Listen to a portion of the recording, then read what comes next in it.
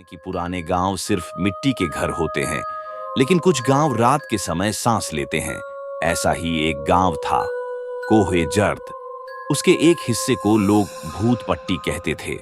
बुजुर्ग कहते थे कि वहां रात को इंसान नहीं, कुछ और चलता है।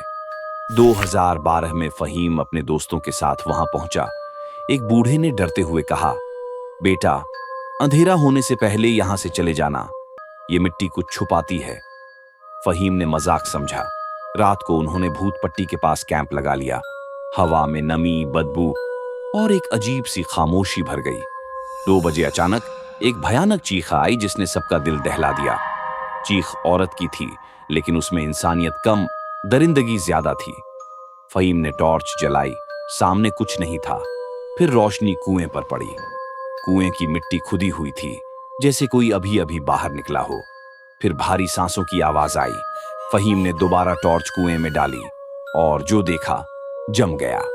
एक औरत अंदर खड़ी थी, कीचड़ से भरा चेहरा, एक लाल और एक नीली आंख, बस फहीम को घूर रही थी। फिर उसकी गर्दन उल्टी तरफ घूमने लगी, हड्डियों की आवाजों के साथ। अचानक वह औरत जानवर की तरह दौड़ती हुई अंधेरे में गायब हो गई। फहीम और उसके दोस्त भागे। पीछे से वही चीख आई।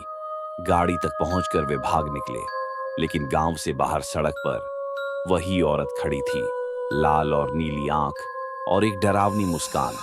उसने धीरे से कहा, तुम जहां भी जाओगे, मैं तुम्हें ढूंढ लूंगी। उस रात के बाद फहीम ने कभी रात में सफर नहीं किया, क्योंकि कुछ जगहें इंसानों की नहीं होती।